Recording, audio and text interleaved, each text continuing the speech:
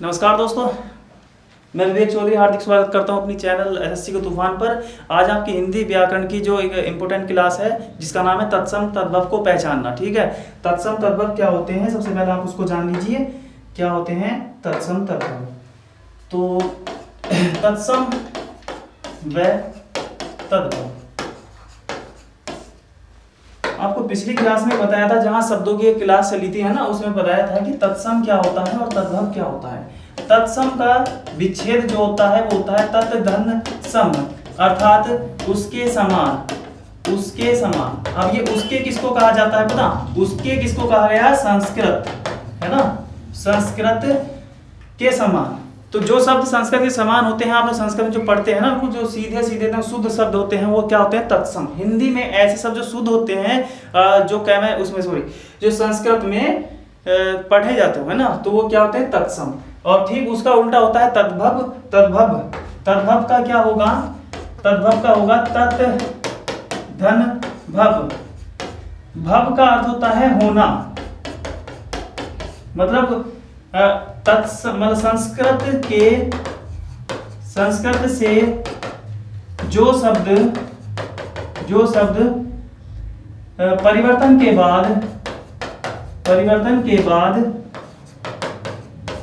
के बाद जो बोले जाते हैं वो क्या कहलाते हैं? वो तद्भव कहलाते हैं। चलिए आप उसको एग्जाम्पल समझिए कि सबसे पहले हम हस्त बोलते थे।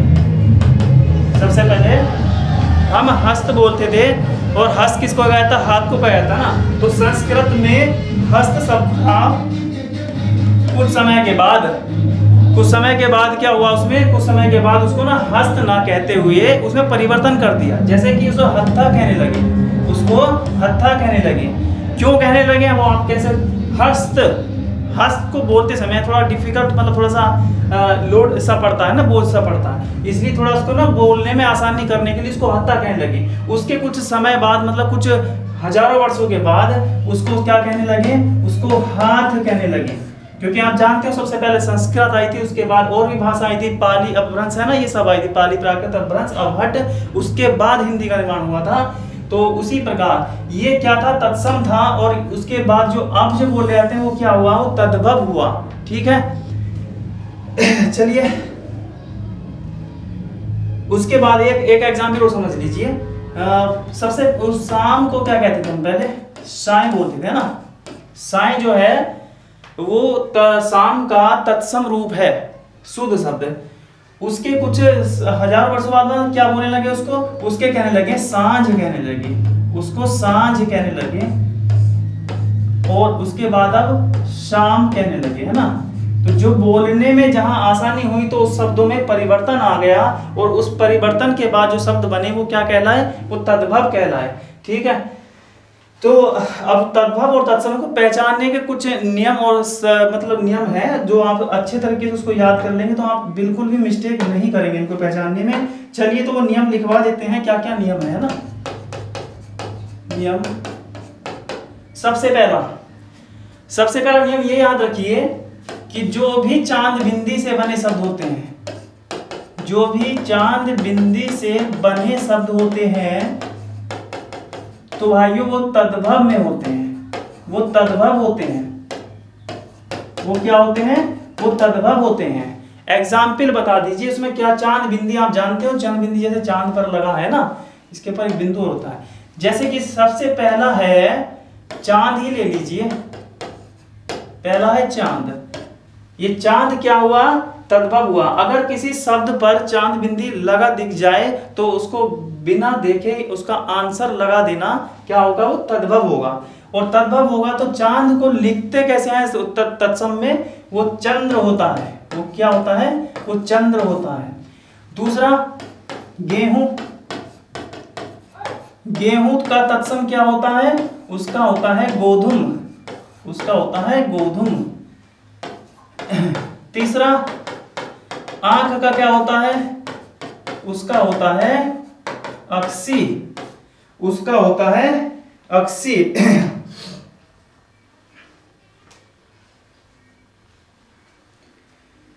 चलिए अब चौथा, एक होता है मुंह, चांद बिंदी से बना शब्द है, इसका क्या होगा, इसका होगा मुख, मुख। एक होता है शब्द होता है लंगड़ा, इसका क्या होगा, इसका होगा लंग। और छठा है पूंछ, पूंछ का तत्सम क्या होता है, वो होता है पुच्छ। पांच का क्या होता है, इसका होता है पंच होता है, पांच का पंच होता है। ठीक है, तो सबसे पहला नियम क्या हुआ कि चांद बिंदी से सब बने जो शब्द होते हैं वो क्या होते हैं, वो तद्भव होते हैं ना, उसको हम संस्कृत में बदल लेते हैं। चलिए ये क्लियर हुआ। दूसरा, दूसरा क्या होता है, दूसरा नियम ये है कि रे के रूप, रे के रूप मतलब किसी शब्द पर तुमने आपने रे चढ़ा हुआ देखा होगा ना, एक ऐसे ऊपर को और एक नीचे को, है ना, कि रे के रूप वाले शब्द उसको हम ब्रैकेट में लिख देते हैं कि रे चढ़े शब्द, ऐसे याद कर लेना। ठीक है, वो क्या होते हैं, वो हमेशा तत्सम होते हैं, वो हमेशा तत्सम होते हैं। और एग्जाम्पल ये रहे सबसे पहला कि जैसे प्रस्तर हुआ, ये प्रस्तर क्या है, ये प्रस्तर क्या हुआ, ये तत्सम है। और ये तद्भव इसका क्या होता है, इसका अशुद्ध रूप जो होता है वो होता है पत्थर, इसका अशुद्ध रूप पत्थर होता है। ठीक है, वो तद्भव हुआ। चलिए दूसरा, अब एक बाघ, एक तत्सम तद्भव है होता है बाघ, है ना, तो बाघ का जो तत्सम होता है वो क्या होता है, वो होता है व्याघ्र, वो होता है व्याघ्र। ये दूसरा हो गया। तीसरा तांबा, तांबे की पहचान आप कैसे करोगे, चंद्र बिंदी से भी कर सकते हो, है ना, वो तद्भव है। तो इसका तत्सम क्या होता है, इसका होता है ताम्र। फोर्थ, सुनार का क्या होता है, सुनार का क्या होता है, वो होता है स्वर्णकार, वो क्या होता है, सुनार का तत्सम स्वर्णकार होता है। पांचवा सुनार। ठीक है, एक क्वेश्चन एक परीक्षा में आया भी था, शायद आप उसको जानते भी होंगे, उसका क्या आंसर होता है, जैसे ये कैटेगरी पर है, जाति पर है ना, चमार, इसका तत्सम क्या होगा, इसका तत्सम होगा चर्मकार, इसका तत्सम होगा चर्मकार। शायद कुछ जमाने पहले मतलब प्राचीन काल में जो लोग चमड़े का व्यापार करते थे उनको चर्मकार कहते थे। ठीक है, परंतु ये हिंदी में जो है ना चमार जो है उसका तद्भव रूप होता है और ये इसका तत्सम रूप चर्मकार होता है। ठीक है, तो अर्थात रे जो चढ़े शब्द होते हैं वो किस में आते हैं, वो तत्सम रूप में आते हैं, वो क्या आते हैं, वो तत्सम रूप में आते हैं। चलिए अब नेक्स्ट तीसरा, तीसरा कुछ नियम बता रहे हैं जिससे हम आप तद्भव से तत्सम में कैसे बदल सकते हैं ना, तो आप उनको नोट कर लीजिए। जैसे कि कुछ कुछ वर्ण जो हैं वो तद्भव में आते हैं, कुछ वर्ण जो हैं वो तद्भव में आते हैं, वो कौन कौन से हैं, एक तो होता है, ठीक है, एक होता है और एक होता है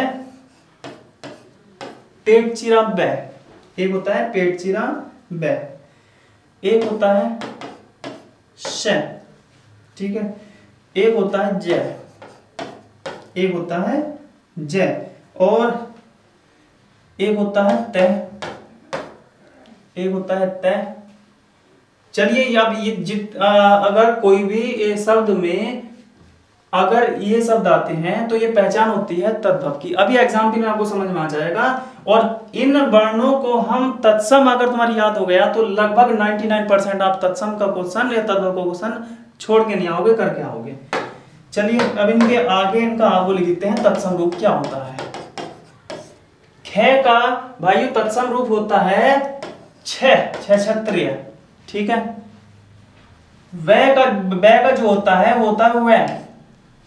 से का होता है बड़ा से, कहीं कहीं पर पेट चिरा से भी लग जाता है। जय का होता है ये और तय का होता है त्रय। इनको आप नोट कर लीजिए क्योंकि इनसे बहुत हेल्प होने वाली है। अभी मैं कुछ एग्जाम्पल देने वाला हूं जिनके अनुसार ये चलेंगे पहले ख पर ही देखते हैं कि ख के कुछ क्वेश्चन आपको दे रहा हूं, है ना, उससे आप सोल्व करना। जैसे पहला है खेत। तो भाइयों खेत कैसा शब्द हुआ, खेत हुआ जिसमें ख आ गया, वो होगा तद्भव। और उसको तत्सम बनाने के लिए हम क्या काम करते हैं, ख को कै में कन्वर्ट करना है, छह छत्रिय में कन्वर्ट करना है, ठीक है। तो वो हो जाएगा। अब तय बचा, तो तय को कै में चेंज करना है, त्रय में। और आप जानते ही हैं कि खेत का शुद्ध रूप जो होता है वो क्षेत्र होता है, अर्थात उसका तत्सम होता है। दूसरा खीर, खीर का क्या होगा, क्षीर। तीसरा परख का क्या होगा, परख का वो होता है परीक्षा, वो होता है परीक्षा। चौथा मक्खी का क्या होता है, वो होता है मक्षिका। ये इधर तद्भव लिखे हुए हैं ना, और उधर क्या है, वो उनके तत्सम है। इधर तद्भव है, उधर क्या है, तत्सम है, ठीक है। तो ये हो गए ख वाले। चलिए अब नेक्स्ट,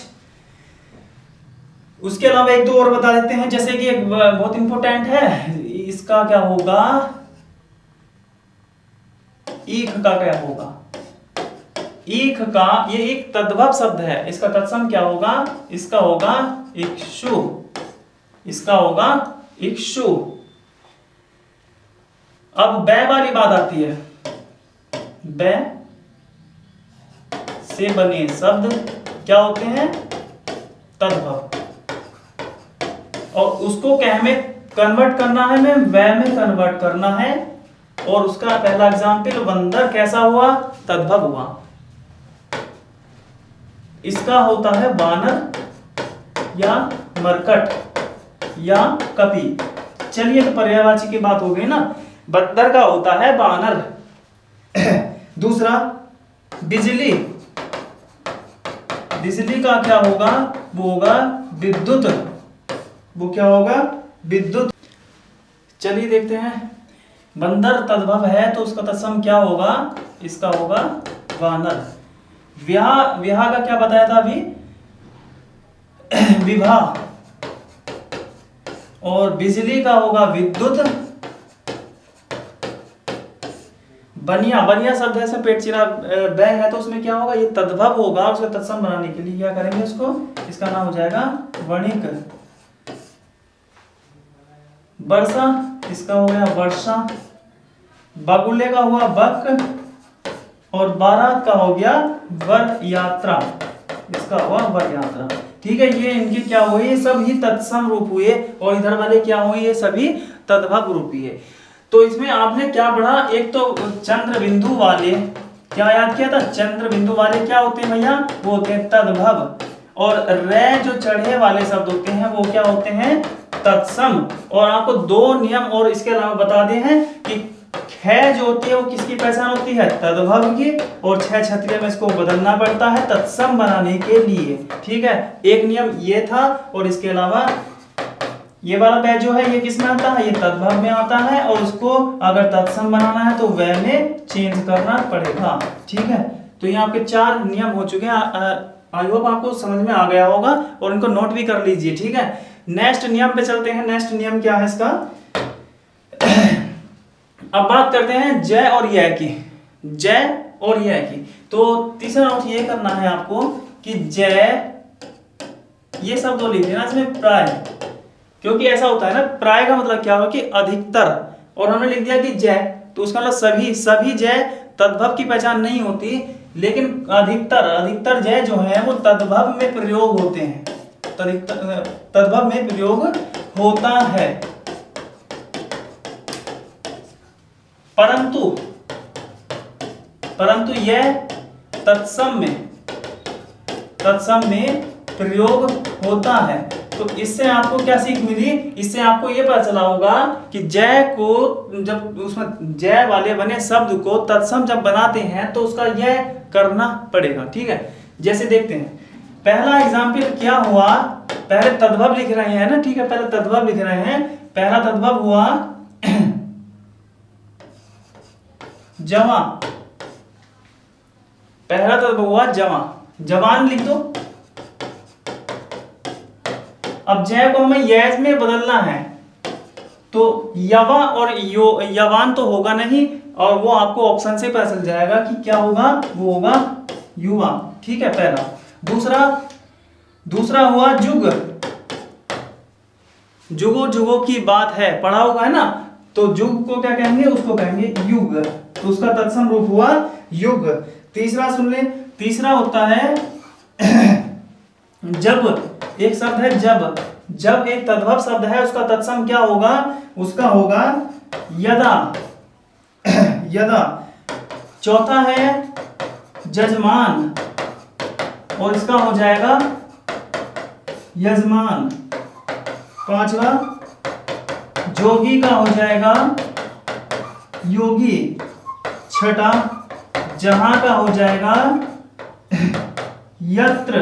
ठीक है, तो जय और यह को आपको समझ में आ गया होगा कि जय अगर तद्भव से बने शब्द में लिखा है तो उसको तत्सम बनाने में यह का प्रयोग करेंगे, यह वर्ण का प्रयोग करेंगे। ठीक है, चलिए अब नेक्स्ट बात करते हैं शय वाले की। इससे पहले एक नियम और लिख लीजिए, रीरी की मात्रा वाले शब्द किसकी पहचान होते हैं, तत्सम, तत्सम की पहचान होते हैं। रीरी की मात्रा वाले शब्द तत्सम होते हैं। जैसे देखिए, पहले हम तत्सम लिख रहे हैं, ठीक है, पहले हम तत्सम लिख रहे हैं और उधर उसका तद्भव रूप लिख देंगे। पहला तत्सम हुआ मार्द भार्य, ये एक तत्सम है, ठीक है। दूसरा लिख रहे हैं मृत्तिका, ये रीरी की मात्रा वाले शब्द, ठीक है। तीसरा है ग्रहणी, तीसरा है ग्रहणी। चौथा है घृणा, चौथा है घृणा। पांचवा है वृद्ध, और छठा है श्रृंग, छठा है श्रृंग। और एक श्रृंगार और लिख लीजिए ना, सातवां हो गया श्रृंगार। ये जो अभी जो वर्ण जो शब्द लिखे हैं ये क्या है, तत्सम है, और सभी में क्या रीरी की मात्रा है, अर्थात रे चढ़े शब्द भी उसमें आते हैं तत्सम में, और रीरी की मात्रा वाले भी तत्सम में ही आते हैं। और उसको जब तद्भव इनके क्या क्या क्या शब्द होंगे, मार्त भार्या का तद्भव होता है भाभी, क्या होता है, भाभी। मृत्तिका मिट्टी, गृहिणी घरनी, घृणा ये हो गया इसका घिन्न, वृद्ध इसका होता है बूढ़ा, बूढ़ा क्या है लोग, श्रृंग इसका होता है सिंह, ठीक है, श्रृंग का होता है सिंह। श्रृंगार का क्या होता है, इसका होता है सिंगार, क्या होता है इसका, सिंगार। ठीक है, ये नियम भी आपको याद हो गया होगा। चलिए नेक्स्ट, अब त्रय वाले करते हैं।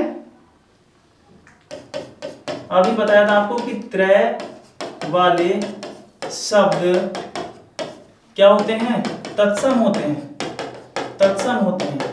और ये जो त्रय इन सभी में क्या प्राय जरूर लिख लेना, क्योंकि भाइयों ये 100% तो होते नहीं, देखो कि सभी के सभी क्या होंगे, वो तत्सम होंगे, ऐसा नहीं होता।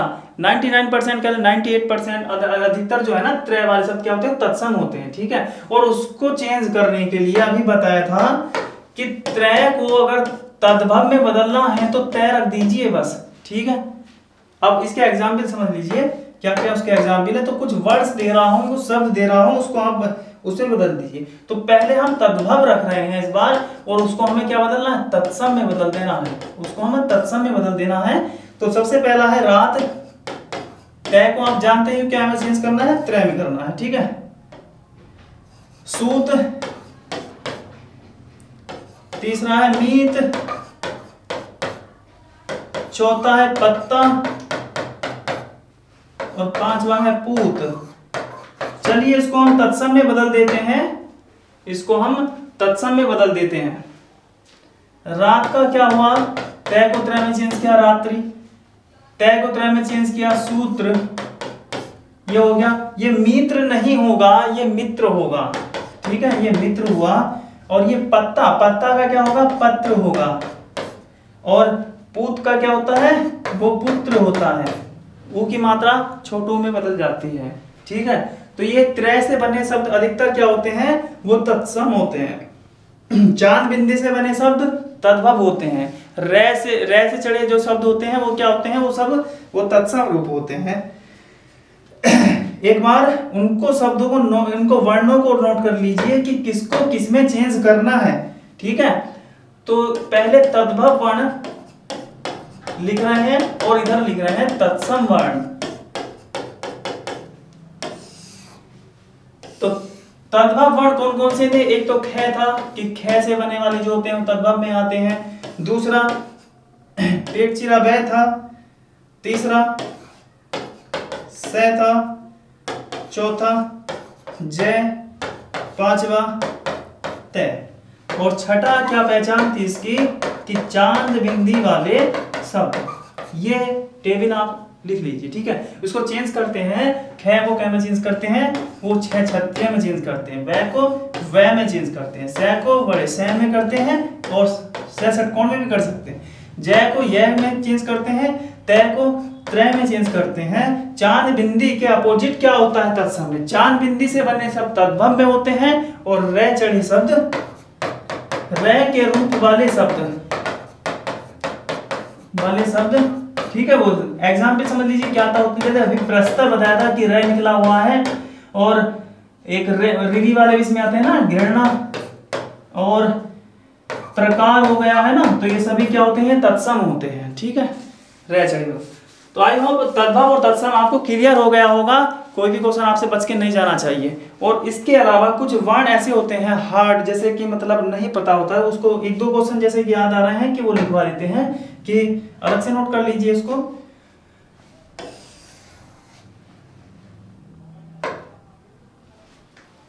एक क्वेश्चन आया था परीक्षा में कि जेनऊ, ये लिखा है जेनऊ, ये क्या शब्द है, कैसे पहचान किया आपको कि जेनऊ कैसा शब्द है, तत्सम है तद्भव है।